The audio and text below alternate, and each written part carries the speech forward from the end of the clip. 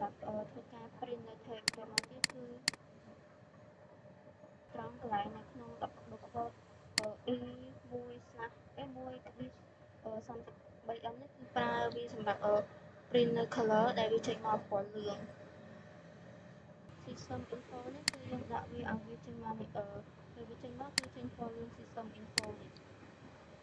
គឺ /e 0 បើធៀប 0M ហ្នឹងគឺយើងប្រើសម្រាប់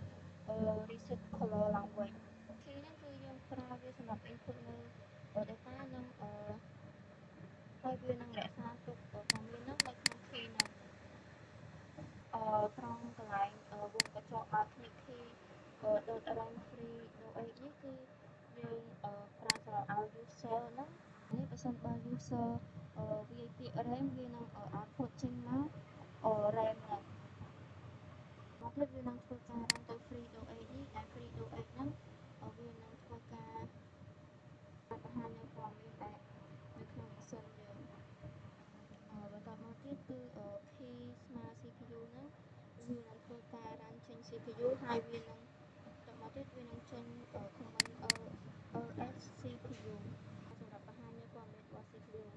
មកទៀតគឺយើងប្រើឆ្នោត key ស្មើ add ហ្នឹង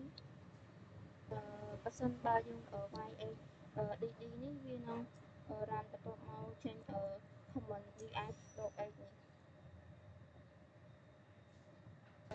ds.h ហ្នឹងវានឹងចេញនៅ flash disk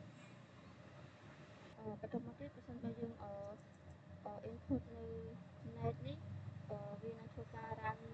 ចេញមក if config ហ្នឹងវានឹងរក្សាទុកនៅIP address ហើយតបហ្នឹងយើងមាន key ស្មើនឹង time បើសិនបើយើងinput នៅ time run មកកាន់ time.ctl តែ time.ctl ហ្នឹងគឺយើងបង្ហាញប្រើនៅឆ្នោត គឺ echo keyword of $key not found នេះបើសិនបើយើងវាយនៅ command RAM វានឹងចេញព័ត៌មានរបស់ RAM free ហើយCPU វានឹងចេញព័ត៌មានរបស់ CPU ADD វានឹង